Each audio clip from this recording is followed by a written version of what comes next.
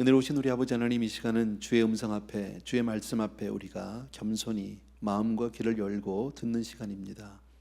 주께서 말씀하시고 오늘 들려지는 말씀을 통해서 주의 음성을 듣게 하여 주옵소서. 그리고 우리의 마음이 더 주를 향할 수 있도록 하나님 그런 은혜 허락하여 주옵소서. 예수님의 이름으로 기도합니다. 아멘. 고맙고요. 우리 오늘은 사도행전 24장이에요. 많이 왔네요, 그죠? 예. 오늘이 사도행전 61번째 시간이더라고요. 예. 물론 그동안에 이제 뭐 절기도 있었고 제가 또 좀 선교제 나갔던 일도 있었으니까 막 거의 1년 반 정도 지금 되지 않았나 싶고요. 집사님 반갑네요. 예. 오셨는지 몰랐어요. 24장이요. 지난주에 이어서 조금 배경 설명을 해드리면, 바울이 이제 마지막 그 사명을 위해서 예루살렘으로 갔을 때 예루살렘에서 이제 바울을 죽이기로 암살단이 결성이 되죠. 40여 명의 사람들이 바울을 죽이기 전에는 내가 먹지도 마시지도 않겠다. 대단한 결의를 가지고 40여 명이 이제 그 암살 계획을 세우게 됩니다. 그런데 그 계획이 사전에 노출이 돼서 천부장에게 들려지고, 천부장은 그 계획을 듣자마자 바로 그 밤에 군대를 470명을 동원을 하게 됩니다.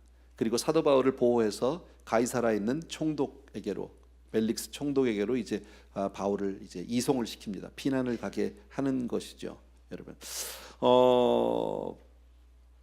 이 내용을 보면서 우리가 좀 재밌는 게 하나 있습니다. 그 이후로 이제 오늘부터 24장은 벨릭스 총독 앞에서 이제 받는 그 재판이고요. 25장은 베스도 총독, 벨릭스 이후로 온 그 이제 그 후임으로 왔던 베스도 총독의 재판 이야기. 그다음에 26장은 아그리빠 왕 앞에서의 이야기입니다. 그러니까 재판이 계속 세 번이 이제 이렇게 죄송합니다. 진행이 되는데, 사실 재판 좋아하는 사람은 아무도 없죠. 그래서 재판 좋아하는 사람은 글쎄 누가 뭐 재판장 좋아할까? 변호사가 좋아할까? 돈 버니까 잘 모르겠지만 별로 좋아하지 않습니다. 오늘 본문도 그렇게 썩 재미는 없습니다. 재판 이야기니까, 더더욱이나 그것도 오래전 바울의 이야기니까 그렇게 우리하고 와닿지는 않지만, 그러나 그 가운데 우리에게 주시는 아주 귀한 메시지가 있어서 함께 나누기를 원합니다. 근데 재미난 것은 바울이 처음 부름을 받을 때예요.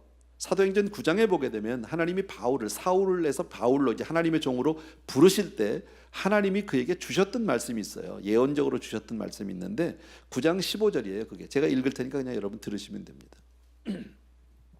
주께서 이르시되 이 사람은 내 이름을 이방인과 임금들과 이스라엘 자손들에게 전하기 위하여 택한 나의 그릇이라. 내가 이 사람 특별히 택했는데 이 사람을 내가 쓸 목적이 있다는 거죠. 내 이름을, 예수의 이름을 전하는데 이방인들과 그리고 임금들과 이스라엘 자손들에게. 자, 그런데 여태까지의 바울의 그 쭉 사역을 보게 되면 1차 전도 여행, 2차 전도 여행, 3차 전도 여행을 통해서 많은 이방인들을 만났어요. 그렇죠? 또 유대인들도 만났어요. 그런데 그 예언 가운데 임금들이라는 말이 하나가 있죠. 아까 이방인과 임금들과 이스라엘 자손. 근데 임금들에게는 아직 복음을 전해본 적이 없다는 거죠. 근데 공교롭게도 지금 재판을 통해서 당대 가장 고위직에 있는 총독들, 왕들을 만나게 된다라는 거예요. 하나님의 말씀에 참 이 신실함을 우리는 얼마나, 이건 뭐 그냥 스쳐 지나간 얘기가 아니죠. 그 단어 하나까지도 정확하게 지금 전해지고 있는 하나님의 섭리가 이루어지고 있는 모습을 24장, 25장, 26장, 27장에서 계속해서 우리는 볼 수 있습니다. 자, 어쨌든 바울을 그렇게 죽이려고 암살단까지 조직을 했는데 바울을 죽이지 못합니다. 그러니까 지금 암살을 계획한 쪽에서는 대제사장과 장로들, 그 암살 유대인들 사이에서는 계획이 실패한 거죠. 그런데 바울은 지금 가이사라라고 하는 다른 동네로 빼돌려졌고요. 근데 여기서 멈추지 않고 이 사람들이 그 가이사라까지 쫓아와서 고소를 하는 내용, 그리고 변론을 하고 벨릭스 총독이 판결을 내리는 장면이 바로 오늘 본문입니다. 그러니까 그 내용을 여러분들이 조금 참고를 하시고 오늘 본문을 보시면 될 것 같은데, 24장 1절부터 제가 읽을 테니까 여러분들은 그냥 눈으로 귀로 그냥 들어주시면 됩니다. 1절부터 9절입니다. 제가 읽겠습니다. 닷새 후에 대제사장 아나니아가 어떤 장로들과 한 변호사 더들로와 함께 내려와서 총독 앞에서 바울을 고발하니라. 바울을 부르매 더들로가 고발하여 이르되 벨릭스 각하여 우리가 당신을 힘입어 태평을 누리고 또 이 민족이 당신의 선견으로 말미암아 여러 가지로 개선된 것을 우리가 어느 모양으로나 어느 곳에서나 크게 감사하나이다. 당신을 더 괴롭게 아니하려 하여 우리가 대강 여짜옵나니 관용하여 들으시기를 원하나이다. 우리가 보니 이 사람은 전염병 같은 자라. 천하에 흩어진 유대인들을 다 소유하게 하는 자요 나사렛 이단의 우두머리라. 그가 또 성전을 더럽게 하려 함으로 우리가 잡았사오니 당신이 친히 그를 신문하시면 우리가 고발하는 이 모든 일을 아실 수 있나이다 하니 유대인들도 이에 참가하여 이 말이 옳다 주장하니라. 여기까지만 보면 일단은 이제 고소하는 내용입니다. 이 예루살렘에서부터 가이사라까지 대제사장, 장로들, 그리고 유대인들도 많이 쫓아왔고, 그리고 변호사 한 사람을 데리고 왔습니다. 더둘로라고 하는 이 사람도 데리고 왔는데, 사실 엄밀히 말하면 이 대제사장 장로들 입장은 고소하는 입장이니까 사실은 원고 측이라고 그러죠. 이제 전 재판 잘 모르지만 어쨌든 판사가 있고 원고, 피고가 있잖아요. 그러면 원고 측은 우리식으로 말하면 검사니까 사실은 검사 역할을 하는지도 모르겠는데, 이 당시 아마 말을 잘하는 사람이었던 것 같아요. 오자마자 아주 굉장히 아부를 하죠. 벨릭스 각하 총독으로 말미암아 유대인들이 정말 태평을 누리고 모든 면에서 아주 다 잘 살게 됐고 너무너무 감사하다. 그리고 너무 귀찮게 하고 해드리고 싶진 않은데 이 사람이 이런 사람입니다 해서 바울을 고소하는 내용이 아까 5절 이하에서 한 3가지 정도로 나옵니다. 첫 번째는 이 사람은 전염병 같은 사람입니다. 아주 정말 그 영향력이 대단한 사람인데 유대인을 소욕케 한다. 막 그냥 사람들을 소동케 한다. 군중을 막 이렇게 선동하는 사람이다. 이제 이렇게 얘기하는 거죠. 사실 그 당시는 이 유대인들은 로마가 이제 식민지로 다스리고 있을 때니까 식민지를 다스리는 총독의 입장에서 소요가 일어난다라는 말만큼 민감한 사안이 없는 거죠. 그죠? 그 사건을 제일 먼저 들고 나왔고요. 두 번째는 이 사람은 나사렛 이단의 괴수다. 그러니까 이건 정치적으로라도 잡아야 되는 겁니다. 이렇게 얘기하고, 또 세 번째가 바로 뭐냐면 성전을 더럽혔다. 이거는 이제 종교적인 문제니까 어쩌면은 그래서 제일 끝에 얘기한 것 같아요. 가장 이것은 총독의 입장에서는 그렇게 신경 쓸 일이 아니니까요. 아시겠죠? 대강 그 정도. 오늘 사실 재판 내용이 중요하진 않아요. 그냥 참고로만 알고 계시면 됩니다. 자, 10절 이하에서부터 21절까지가 바울이 거기에 대해서 자기 변론하는 겁니다. 피고 측 입장이겠죠. 제가 또 읽을게요. 총독이 바울에게 머리로 표시하여 말하라 하니 그가 대답하되 당신이 여러 해 전부터 이 민족의 재판장 된 것을 내가 알고 내 사건에 대하여 기꺼이 변명하나이다. 당신이 아실 수 있는 바와 같이 내가 예루살렘에 예배하러 올라간 지 열이틀밖에 안 되었고 그들은 내가 성전에서 누구와 변론하는 것이나 회당 또는 시중에서 무리를 소동하게 하는 것을 보지 못하였으니 이제 나를 고발하는 모든 일에 대하여 그들이 능히 당신 앞에 내세울 것이 없나이다. 그러나 이것을 당신께 고백하리이다. 나는 그들이 이단이라 하는 도를 따라 조상의 하나님을 섬기고 율법과 선지자들의 글에 기록된 것을 다 믿으며 그들이 기다리는 바 하나님께 향한 소망을 나도 가졌으니 곧 의인과 악인의 부활이 있으리라 함이니이다. 이것으로 말미암아 나도 하나님과 사람에게 대하여 항상 양심의 거리낌이 없기를 힘쓰나이다. 여러 해 만에 내가 내 민족을 구제할 것과 재물을 가지고 와서 드리는 중에 내가 결례를 행하였고 모임도 없고 소동도 없이 성전에 있는 것을 그들이 보았나이다. 그러나 아시아로부터 온 어떤 유대인들이 있었으니 그들이 만일 나를 반대할 사건이 있었으면 마땅히 당신 앞에 와서 고발하였을 것이요 그렇지 않으면 이 사람들이 내가 공회 앞에 섰을 때에 무슨 옳지 않은 것을 보았는가 말하라 하소서. 오직 내가 그들 가운데 서서 외치기를 내가 죽은 자의 부활에 대하여 오늘 너희 앞에 신문을 받는다고 한 이 한 소리만 있을 따름이니이다. 아멘. 여기까지만. 조금 길었죠. 조금 금방금방 여러분이 이해가 안 될 텐데 사실은 아까 그 원고 측에서 바울을 고발한 그 3가지 내용을 한 가지씩 조목조목 지금 자기 변호를 하고 있는 장면입니다. 여러분들이 보시면 쉽게 알 수 있는데 첫 번째가 바로 뭐냐면 이 사람 전염병 같은 사람이고 유대인들을 얼마나 소유하고 막 선동을 하는 사람인지 모릅니다. 이 사람은 아주 사회를 막 이렇게 어지럽히고 시끄럽게 하는 사람입니다. 이제 이런 뜻으로 이제 고발을 했잖아요. 그랬더니 바울이 거기에 대해서 아까 뭐라고 그랬냐면 11절에서부터 13절까지 내용이 그 내용인데 나 예루살렘에 온 지 지금 불과 12일밖에 안 됐습니다. 그리고 내가 그 12일 동안에 내가 누구와 변론을 하거나 소동하게 한 것을 본 사람이 누가 있습니까? 나는 그런 적이 없습니다. 이 사람들은 나를 유대인들을 소욕했다고 그러는데 나는 누구하고 그렇게 말을 해본 적도 없고 선동을 한 적도 없고 소요를 일으킨 적도 없는데 누구하고 변론한 적도 없는데 무슨 얘기입니까? 이거는 사실이 아닙니다. 이렇게 지금 얘기하는 거고요. 두 번째는 아까 얘기한 대로 나사렛 이단의 괴수다 그랬거든요. 그랬더니 나는 그들이 이단이라고 하는 도를 따라서 조상의 하나님, 이 사람 원래 유태인이잖아요. 바울이 로마 시민권자지만 원래 유태인이니까 조상의 하나님을 섬기고, 또 두 번째는 율법과 선지자의 글에 기록된 것을 다 믿습니다. 성경을 다 믿는다는 거죠.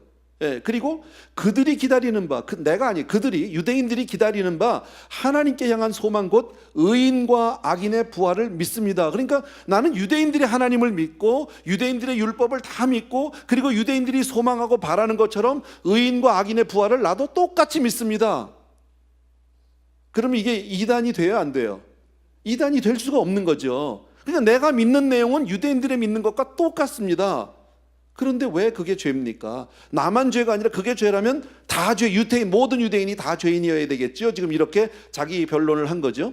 자, 세 번째는 바로 아까 그들이 고발했던 게 바로 성전을 더럽힌다 그랬는데, 이건 우리가 몇 주 전에 우리가 이제 공부한 적이 있었습니다. 바울이 그때 이제 아시아에서 오면서 구제할 것들을 가지고 왔죠. 예루살렘으로요. 와서 야고보 사도하고 만나서 이제 감독하고 만나서 얘기하다가 그러지 말고 지금 너에 대해서 오해하는 사람들이 많으니까 마침 지금 결례를 행해야 되는 몇 형제들이 있는데 그들이 돈이 없으니까 네가 그 비용을 좀 대주고 함께 결례를 드리면 어떠니 했던 거 기억나세요? 뭐 이래. 다 아시죠? 어쨌든 그래서 바울이 기꺼이 거기에 같이 동참해서 결례를 같이 드렸다. 성전 안에서 지금 그 얘기를 하고 있습니다. 내가 여러 해 만에 구제할 것을 가지고 재물을 가지고 와서 드리는 중에 결례를 행했고 그 가운데서 모임도 없었고 소동도 없었고 성전에서 함께 결례 조용히 예배드리고 의식을 했던 것을 이 사람들이 다 압니다. 이 사람들이. 그런데 내가 뭘 잘못했다는 얘기입니까? 지금 그 얘기인데 내가 무슨 성전을 더럽혔습니까? 그때는 왜 다 가만히 있다가 지금 와서 성전을 더럽힌다고 합니까? 혹은 아시아에서 온 어떤 유대인들이 자기를 막 그냥 그렇게 성전을 더럽히는 자라고 얘기를 했다면 그럼 그 사람들이 와서 직접 나를 고발을 해야지. 왜 이렇게 대제사장 장로들을 통해서 간접적으로 나를 성전을 더럽혔다고 얘기를 합니까? 또 그랬다면 그 근거가 뭡니까? 그 증거가 뭔지 저 사람들한테 좀 물어봐 주세요. 거꾸로 지금 바울이 그렇게 얘기하거든요, 여러분. 그러니까 지금 유대인들이 아까 더드로를 통해서 고발했던 하나, 둘, 세 가지 조건이 다 사실이 근거가 없는 모함이라는 것이 정말 허구라는 것을 밝혀버렸습니다. 그런데 중요한 게 바로 뭐냐면 21절을 한번 보십시오. 21절 요거 같이 한번 읽을까요? 시작. 오직 내가 그들 가운데 서서 외치기를 내가 죽은 자의 부활에 대하여 오늘 너희 앞에 신문을 받는다고 한 이 한 소리만 있을 따름이다. 이게 참 중요한 내용입니다. 지금 여기 보면 내가 죽은 자의 부활에 대해서 오늘 너희 앞에서 신문을 받는다. 이 죽은 자의 부활이 누구예요? 예수 그리스도죠. 우리 다 알죠. 그죠? 지금 이것 때문에 유대인들은 예수가 죽은 거에 대해서는 부인하지 않아요. 근데 예수가 다시 살아났다는 거예요. 부활에 대해서 지금 반박을 하고 있는 거죠. 거기에 대해서 지금 화가 나고 거기에 대해서 지금 바울을 고발하는 거 아닙니까? 근데 바울이 변론할 때 이제 것까지 보면 사내들인 공회에서도 그랬고 유대인들과 예루살렘 광장에서도 그랬고 항상 보면 바울은 꼭 예수의 부활을 얘기하고 있다라는 겁니다. 지금 여기서도 벨릭스 총독 앞에서도 역시 예수의 부활을 정말 전하고 있다. 다시 말해서 예수는 지금도 살아계신 하나님이시다. 믿으시면 아멘. 맞아요.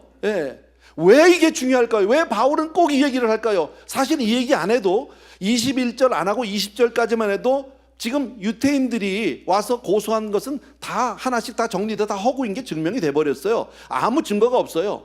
자, 그런데 21절을 부활을 꼭 얘기한다라는 거. 왜 그러냐면 부활이 바로 기독교의 핵심 메시지이기 때문에 그렇다라는 겁니다. 여러분, 우리는 부활을 믿습니다. 만약에 부활이 없다면 우리처럼 멍청하고 우리처럼 어리석고 우리처럼 미친 사람들이 없다라는 거예요. 무엇 때문에 모여서 우리가 예배를 드립니까? 부활이 없다면, 만약에 예수 그리스도가 와서 그냥 십자가에서 돌아가신 것까지만 있었다면 우리는 정말 소망도 없는 사람이고 생명도 없는 사람이고 더 이상 우리가 예수를 믿어야 될 이유가 전혀 없다. 왜냐하면 예수의 부활이 없다면 우리의 죄 문제가 해결이 안 됐으니까. 우린 예수는 예수 죄 때문에 죽은 거고 우리는 우리 죄 때문에 죽을 거니까, 다 죽으니까 어차피 우리에겐 구원이 없는 거예요. 그럼 기독교 자체가 성립이 안 돼요. 예. 그러나 바울이 지금 얘기하고 싶은 건 뭡니까? 바울이 하나님 믿고 나 다 믿는데 너희들이 죽은 자와 산 자의 부활을 기다리는 것처럼 바로 예수 그리스도 그분이 와서 우리의 죄를 담당하고 돌아가시지 않았느냐? 그리고 그분이 다시 살아나시지 않았느냐? 이걸 얘기하고 싶은 거거든요. 그러니까 이 소망 가운데 살고 우리가 복음을 위해서 내 삶을 드린다. 여러분 믿습니까, 여러분?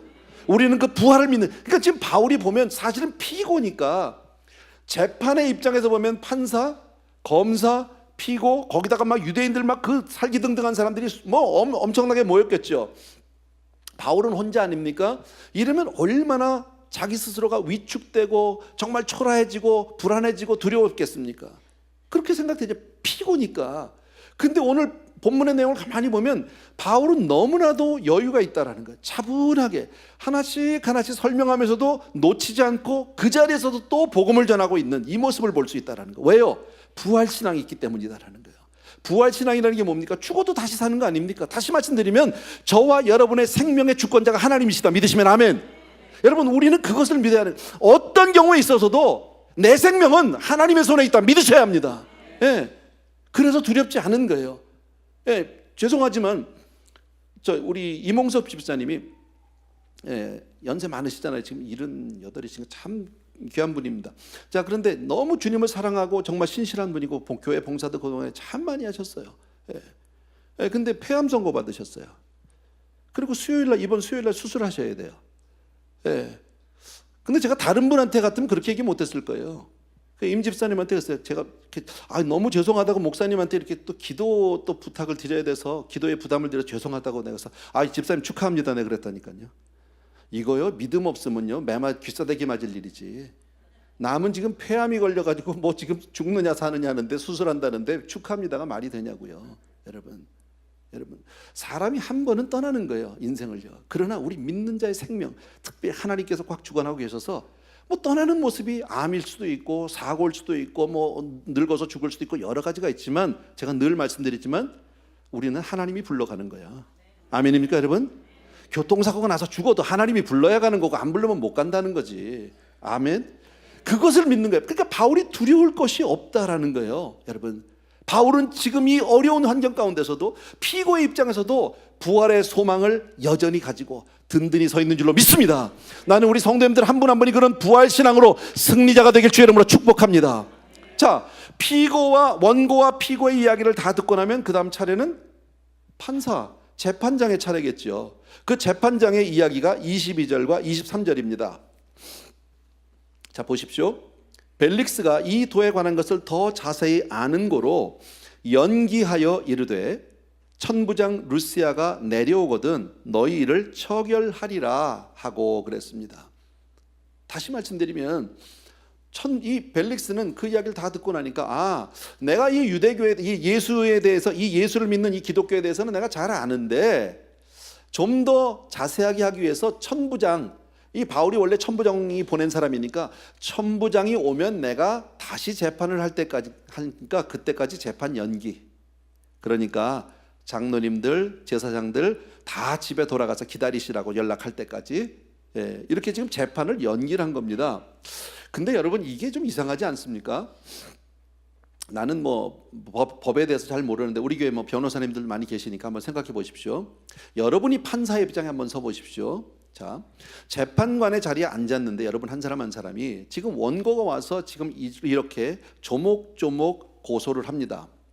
그런데 피고가 거기에 대해서 바울처럼 조목조목 거기에 대해서 자기 입장을 변론을 하고 증거를 대라. 근데 증거가 없어. 증거 불충분이거든요. 그죠? 사실이 없어요. 사실 무근이란 말이지. 여러분이 만약에 이런 입장이라면 어떤 판결을 내릴까요? 제가 생각해 보니까, 무식한 사람이 제가 해보니까 저는 두 가지가 나오더라고요. 하나는 케이스 디스미스, 기각. 고소 자체를 기각할 수 있을 것 같고, 두 번째는 증거불충분. 그래서 무죄 판결을 땅땅땅 내릴 것 같아. 난 둘 중에 하나일 것 같아, 나 같으면. 여러분 어떠세요? I don't know. 뭐 여러분 알아서 생각하세요. 난 둘 중에 하나인 것 같은데, 오늘 이 총독은 뜻밖에도 재판 연기를 해버렸다라는 거죠. 예. 그리고 나서 23절을 보십시오. 백부장에게 명하여 바울을 지키되 자유를 주고 그의 친구들이 그를 돌보아 주는 것을 금하지 말라. 또 한 가지가 뭡니까? 피고에 대해서 저 사람을 지켜주고, 백부장에게, 군인에게 얘기해서 저 사람 지켜주는데 꽁꽁 가다두지 말고 자유를 주고 친구들로부터 도움받는 거 다 받게 해주고 만날 사람 다 만나게 해주고 그리고 보호해줘라. 지금 그 얘기입니다. 판결이 좀 웃기지 않아요?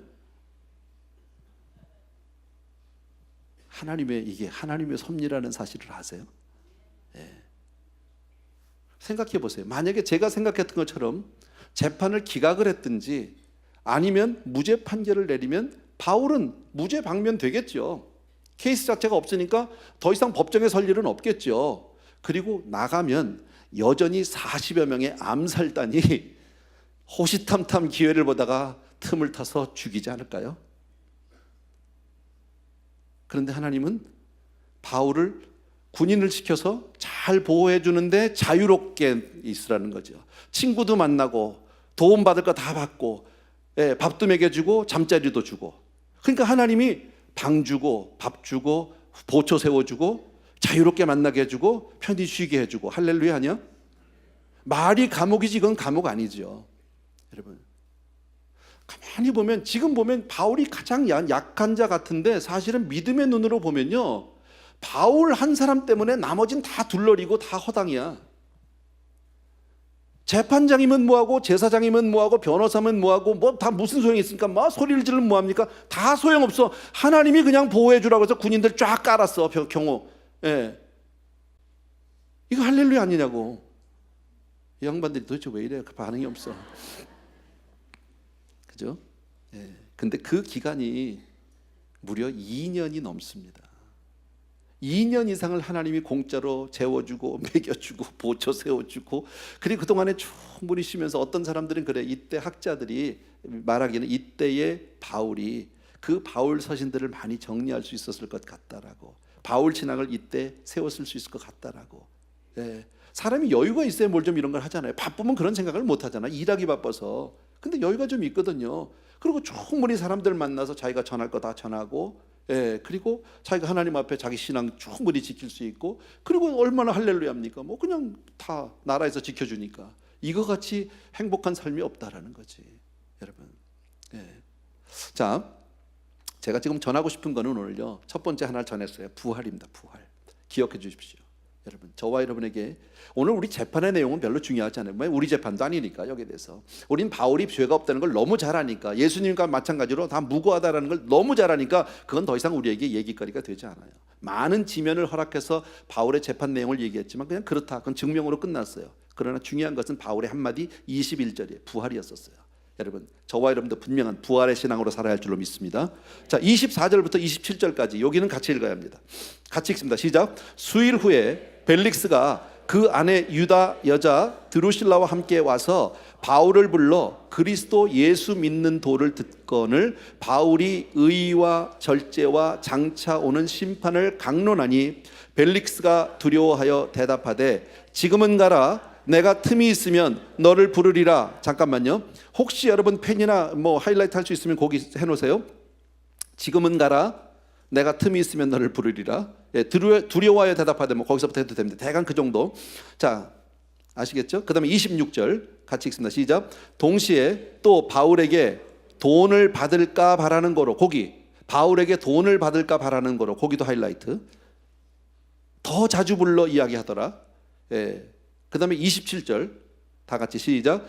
이태가 지난 후 보르기오 베스도가 벨릭스의 소임을 이어받으니 벨릭스가 유대인의 마음을 얻고자 하여 바울을 구려하여 두니라. 여기 유대인의 마음을 얻고자 하여 바울을 구려하여 두느라. 여기 참고, 제가 지금 하이라이트를 하라고 하는 부분은 왜 그랬냐면요, 그 벨릭스 총독이라는 사람의 그 마음 상태를 보여주는 세 구절이었었어요. 그 구절이, 자, 재판을 통해서 재판은 무기한 연기를 해놓고, 그리고 나서는 그를 자유롭게 그냥 보호해 주면서 벨릭스 총독은 바울을 수시로 불러서, 자주 불러서 바울을 통해서 성경 공부를 했더라, 지금 그 얘기죠. 근데 이 벨릭스라는 사람의 아내는 드루실라라고 하는 여자인데 유태인 여자더라.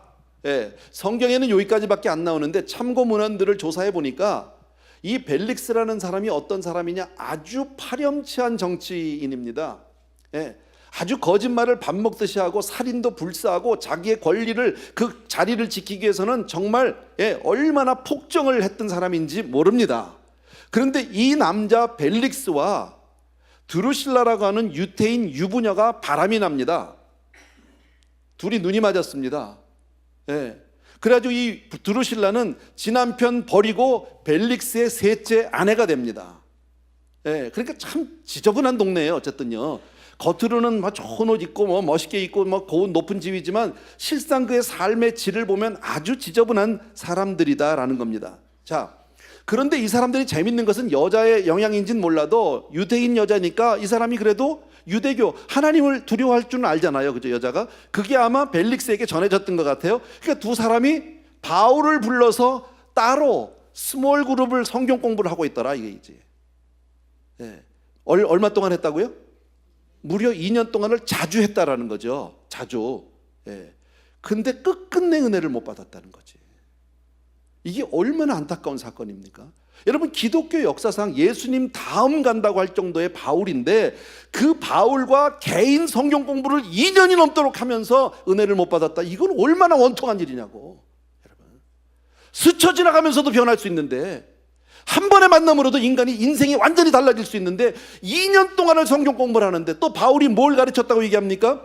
오늘 성경 공부의 내용이 25절에 나오죠. 바울이 의와 절제와 장차오는 심판을 강론했다. 따라합시다. 의와 절제와 장차오는 심판. 이 세 가지 단어를 기억해 주십시오. 의와 절제와 심판. 아시겠죠? 기억해 주십시오. 왜 그러냐면 이 의와 절제와 장차오는 심판이 기독교 신앙의 핵심입니다. 이것을 지금 가르쳤다라는 거예요. 자, 그런데 벨릭스와 이 드루실라라고 하는 사람들은 불의한 사람들입니다. 부도덕한 사람들입니다. 아주 정말 아주 그 치사한 정치인이다. 요즘 우리 뭡니까, 청문회 이런 거 보면은 뭐 죄 모르는 데잖아. 그죠? 그러다가 나중에 가서 뭐 증거들이 되면 내가 나이가 들어서 그러는데 그런 것도 같다고, 생각이 나는 것도 같다고, 뭐 그러니까 신문에 그렇게 한 줄 나왔던데요. 이러려고 법을 배웠느냐고. 그 좋은 머리로, 그 법을 배워서 그 똑똑한 머리로 다음번에 자기 특검에 빠져나갈 자기 미꾸라지처럼, 뭐 미꾸라지 정치인, 미꾸라지 법조인, 뭐 이런 얘기들 막 썼잖아요. 어쩌면 그런 사람들일지도 모릅니다. 근데 그런 사람들에게 성경 공부를 하겠다니까 바울이 가서 가르친 게 의에 대해서, 절제에 대해서, 심판에 대해서 했다라는 거죠. 그러니까 이 사람이 찔려 안 찔려? 찔렸어요. 두려웠어요. 마음속으로 두려움이 찾아왔다라는 거죠. 자, 그러면 두려우면 어떻게 해야 됩니까? 여러분, 사도행전 그 초반부에서 베드로가 예루살렘에 있는 그 유대인들을 향해서 설교를 한 적이 있었어요. 첫 번째 설교를 할 때 많은 사람들이 베드로의 설교를 듣고 나서 그러면 우리가 어찌할꼬? 그들의 마음에 찔려 우리가 어찌할꼬? 이렇게 고백했거든요. 그때 베드로가 한 얘기가 뭡니까? 너희가 각각 회개하고 주 예수의 이름으로 세례를 받으라 그랬죠. 그리고 나서 그날 3,000명이 성령 받고 돌아왔다라는 거지. 여러분, 마음에 찔렸다는 얘기는 내 죄를 깨달았다는 얘기 아닙니까? 그러면 어떻게 하면 됩니까? 회개하라. 깨달았으면, 두려우면 회개해야 되는 거죠. 근데 지금 이 사람은 성경 공부를 통해서 깨달았거든요. 두려웠거든요. 찔림을 받았거든요. 그런데 이 사람의 이 반응이 뭐예요? 지금은 시방은 바빠. 갔다가 내가 나중에 틈이 되면, 시간 되면 다시 부를게. 정말 시간이 없어서 그랬을까요? 그 자리를 피하고 싶은 거죠.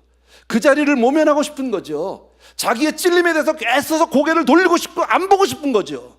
여러분, 해결이 안 된다는 거예요. 여러분, 신앙은, 따라합시다. 신앙은 결단입니다. 신앙은 결단이에요. 깨달으면 바로 엎드리는 거예요. 깨우침이 있으면 이게 뭡니까? 찔림이 있으면 바로 엎드려 회개하는 거예요. 그게 신앙이에요. 아유, 어떤 사람 전도해 보면 그런 사람이 있어. 아유, 뭐 나중에요. 나중에 뭐 이 다음에 뭐. 여러분, 나중이 없어요. 그런 사람에게는요. 이 다음이 오지 않아요. 보라, 지금은 구원의 날입니다. 은혜 받을 만한 때입니다. 지금이 아니면 안 되는 거예요. 하나님과 나와의 시간이 만나는 시간은 now, 지금밖에 없어요. 왜? 내일은 내게 아니니까. 내일의 생명을, 내일의 시간을 하나님이 안 주시면 어떡할 겁니까? 그런데 이 사람들은요, 막연하게 밀어넣고 그냥 듣기 좋은, 자기 귀만 즐겁게 하려고 하고 있다. 마음의 위로만 받고 싶어 하는데 찔림이 있는 거죠. 그러니까 바울이 지금 의와 절제와 그리고 장차 올 심판에 대해서 이야기를 하고 있다라는 거예요.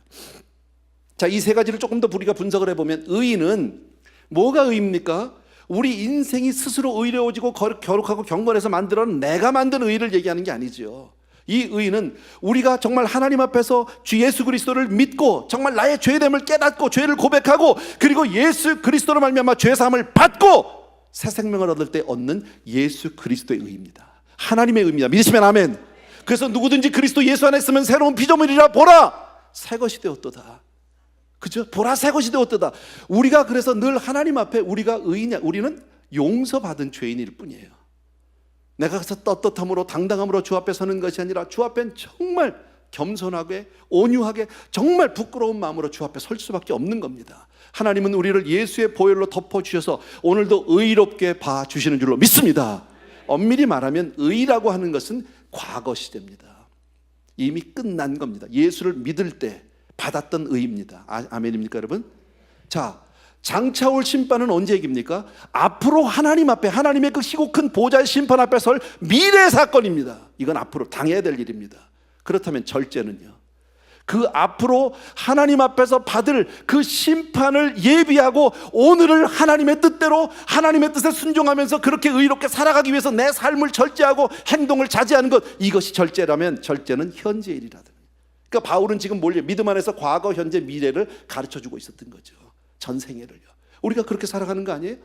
우리가 예수를 믿으면서 물론 우리 다 용서함을 받았어요. 주 안에서 우리가 구원함을 받았고 하나님의 자녀가 됐지만 내가 삶 속에서 실제 생활 가운데서 우리는 문득 하나님이 기뻐하지 않는 일들을 위해서 내 스스로 삶을 절제할 수밖에 없죠. 물론 우리가 회개하면 용서해 주신다는 것까지 알아요. 그럼에도 불구하고 내가 멀리 갈 수 없는 이유가 있어요. 왜? 심판이 있다는 걸 아니까. 세상에서는 안 들키면 되는 거예요. 안 걸리면 되는 거예요. 그런 말이 있잖아요. 감옥은 들킨 죄인이 있는 데고 바깥에는요 안 들킨 죄인이 있는 거라며. 그게 우리 현실 아닙니까? 그죠? 지금 나와서 청문회 하는 사람들 다 그거 아니에요 지금요? 한국에서 뭐 최순실 다 그거 다 모른다잖아. 다 모른다고. 좋아, 사람 앞에서는 미꾸라지처럼 빠져나갈 수 있어요. 그럴 수도 있을지도 몰라. 그러나 하나님 앞에서는요, 여러분, 하나님은 만홀히 여김을 받지 않으신다고 성경은 얘기합니다. 속지 않는다는 거죠. 그러나 우리가, 저와 여러분 모두 누구도 예외 없이 우리는 하나님의 심판 앞에 서야 한다라는 사실을 우리는 분명히 믿습니다. 그날을 바라보기 때문에 오늘을 경건하게 사는 거예요. 그래서 성경에서 뭐라고 하니까 지혜의 근본이 뭐예요? 하나님을 두려워하는 거라는 거예요. 하나님을 경외하는 것이 지혜의 근본이라. 하나님의 임재 가운데서 늘 그분을 의식하고 살아가는 것이 이게 지혜의 근본인 줄로 믿습니다. 아멘. 그게 우리의 삶이거든요. 근데 찔렸어요. 근데 또 하나, 찔렸는데 밀어버렸다고 그랬죠? 그 자리를 회피했다고 그랬죠? 이 사람이요. 또 하나 웃기는 게 뭐냐면요, 자꾸 불렀어 이 사람이 바울을요. 그럼에도 불구하고 찔리는데도 자꾸 부르는 또 다른 이유가 뭐예요? 돈 좀 줄까 해서. 왜냐면 예루살렘 올 때 이 사람 돈 좀 가져왔다고 그랬거든. 구제할 거 가져왔다고 그랬거든. 아니면 지가 아니더라도 이 사람 주변에 보니까 사람들이 많은데 혹시 제 친구들이 좀 모아주지 않을까? 네, 돈 좀 받아보려고. 성경 안에서 보면 하나님과 재물을 겸하여 섬길 수 없어요. 두 개를 다 잡고 싶은 거죠. 두 마리 토끼를 다 잡고 싶은 거예요. 하나님도 붙들고 싶고 돈도 벌고 싶고. 여러분, 신앙은 양자택일이 아니에요. 하나님을 위해서 나머지를 포기하는 거예요. 먼저 그의 나라와 그의 의를 구할 때 나머지 건 하나님이 채워줄 줄로 믿습니다. 여러분, 돈도 벌고 하나님도 붙들고 안 돼. 그렇게는 안 돼. 신앙은 그런 게 아니에요. 또 하나가 뭐예요? 이 사람이요. 아까도 얘기했지만 신앙은 가장 중요한 기본이 하나님을 두려워하는 것인데, 이 사람 아까 마지막 줄에 제가 하이라이트 하라고 그랬죠.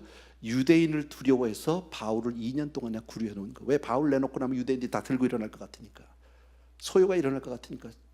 그 많은 유대인들을 이 바울 한 사람 때문에 전부 등을 돌리게 만들 이유가 없으니까. 자기는 이해되세요? 사람을 두려워한다라는 거예요. 얼마나 불쌍한 사람입니까? 아까도 얘기했지만 2년 동안이나 바울로부터 직접 성경 공부를 받았는데 은혜가 안 돼. 깨닫지를 못해. 변화를 못 받아. 그리고 나중에 다른 곳으로 트랜스퍼 돼서 그냥 가고, 그 다음 총독이 오고 말잖아요. 얼마나 불쌍한 사람입니까? 아마 이 사람이 죽는 날 아마 그랬을걸요. 땅을 치고 통곡을 했을걸요. 그 누구보다도. 그 바울을 한마디만 들어도 되는데, 정말 안타까운 것은 가끔 보면요, 수십 년 교회를 다니는데 변하지 않는 분들이 있습니다. 이게 안타까운 거죠. 교회를 나와요. 예배도 드려요. 근데 이분들에겐 뭐가 있습니까? 자기의가 있습니다.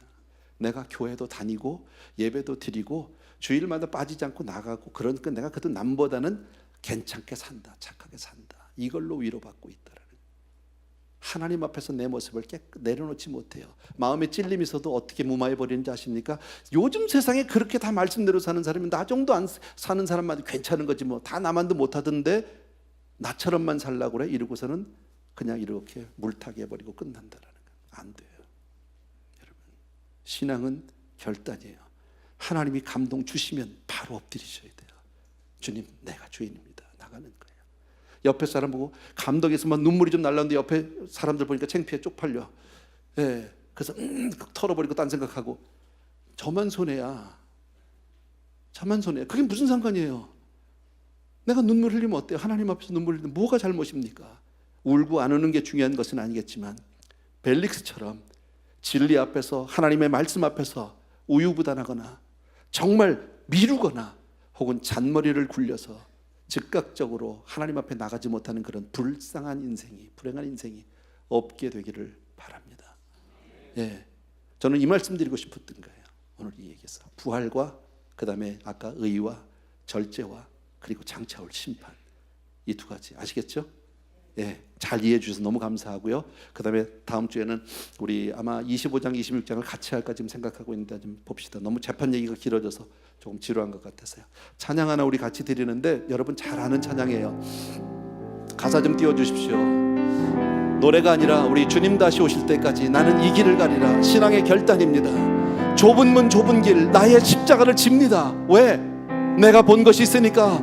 부활의 생명을 주신 주님의 나라를 향해서 난 나갑니다. 주님 다시 오실 그때까지 주여 나는 이렇게 신앙으로 살겠습니다 하는 그런 믿음의 고백, 믿음의 결단 여러분에게 있길 바랍니다. 같이 한번 우리 찬양 드리고 기도하겠습니다. 주님 다시 오실 때까지 나는 주님을 가리라. 좁은 문 좁은 길 나의 십자가 지고, 나의 가는 이 길 끝에서, 나의 가는 이 길 끝에서 나는 주님을 보리라면 영광의 내 주님 나를 맞아주시리. 주님 다시 오실 때까지, 주님 다시 오실 때까지 나는 일어나 달려가리라. 주의 영광 온 땅 덮을 때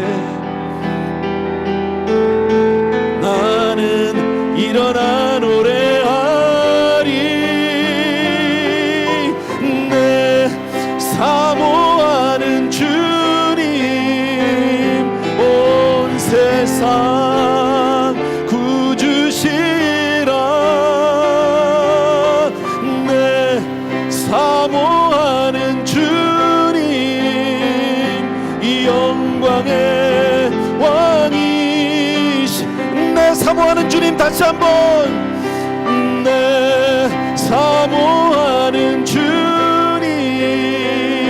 온 세상 구주시라. 내 사모하는 주님, 영광의 왕이시라. 반주는 계속해 주시고 우리 같이 한 목소리로 기도하는 시간을 갖습니다. 주님 오실 그날까지 우리가 이렇게 살기를 원합니다. 정말 의의 길로 가기를 원하고 주여 절제된 삶을 살기를 원하고 다시 오실 주님을 바라면서 소망하면서 살기를 간절히 소원합니다. 아버지 하나님, 내가 믿음의 길을 가겠습니다. 주여 주님의 자녀로서 은혜의 사람이 되기를 원합니다 하는 마음으로 이 시간 한 목소리로 기도합니다. 할렐루야. 나의 사랑하는 아버지, 이 시간 우리 귀한 성도님들과 더불어서 간절히 간구하고 우리의 삶을 주님 앞에 내려놓기를 간절히 원합니다. 오늘도 아버지의 주의 은혜 가운데 우리가 온전히 아버지의 살기를 간절히 소원하고 주님, 아버지 우리의 걸음걸음이 주님 안에만 있게 되기를 간절히 소원합니다. 아버지, 사랑하는 우리 아버지 하나님, 능력의 내 아버지 하나님, 어줍지 않은 이 세상 때문에 아버지 영생을 놓치지 않게 도와주기 원하고 펠릭스와 같이 그렇게 잔머리 굴리다가 아버지의 주여 세상을 바라보고 주여 환경 앞에서 아버지의 사람 눈치 보다가 주여 주의 은혜를 놓치는 일이 없도록 주여 도와주기를 간절히 소원합니다. 아버지의 우리 귀한 성도들이 오늘도 주의 말씀을 듣습니다. 아버지 하나님, 하나님의 전지전능하신 그 손길이 오늘도 우리를 붙들어 주시고 우리를 지켜주시고 보호해 주시는 줄로 믿습니다. 하나님의 사람으로 우리가 살게 되기를 원하고 사명의 사람이 되기를 간절히 소원하오니 아버지 하나님이여, 우리 귀한 성도님들 위해 오늘도 머리머리 기름 부어주시기 원하고 주의 은혜로 새롭게 되기를 간절히 소원합니다. 아버지, 사랑하는 아버지 하나님, 주여 정말 주오실 그날까지 우리의 삶이 주 안에만 있게 하여 주옵소서. 은혜 안에만 있게 하여 주시옵소서. 내가 주님 앞에서 주여 정말 그렇게 어렵게 아버지 하나님, 주여 정말 사람을 보지 않게 도와주기 원하고 아버지 하나님, 그렇게 아버지의 어리석은 삶은 사람이 되지 않도록 우리 성도님들을 축복하여 주시기를 간절히 소원합니다. 아버지요, 이 시간 우리 귀한 성도님들 오늘도 성령께서 함께 해주시기 원하고 저들의 마음을 터치해 주시기를 원하고 저들의 마음을 아버지 새롭게 해주시기를 원하고 주님 앞에 나와서 주여 무릎을 꿇고 주여 새롭게 결단하고 신앙의 결단, 신앙의 각오, 아버지 하나님의 바로 순종하는 그런 즉시 순종하는 그런 믿음의 사람들 다 될 수 있도록 도와주시옵소서. 감사하고 예수님의 이름으로 기도합나이다. 조용히 자리에서 일어나시면서 다시 한번 찬양합니다. 주님 다시 오실 때가 나는 이 길을 가리라. 좁은 문 좁은 길 나의 십자가 나의 가는 이 길 끝에서 나는 주님을 보리라. 영광의 내 주님 나를 맞아주시리. 주님 다시 오실 때까지, 주님 다시 오실 때까지 나는 일어나 달려가리라. 주의 영광 온 땅 덮을 때 나는 일어나 노래하리. 내 사모하는 주님, 온 세상 구주시라. 내 사모하는 주님, 영광의 왕이시라. 아멘. 사랑하는 아버지 하나님, 오늘도 우리 귀한 성도님들을 위해서 종이 축복하며 기도하기를 원합니다. 아버지, 정말 우리 사랑하는 성도님들 한 분 한 분이 부활의 신앙에 굳게 서게 하여 주시옵소서.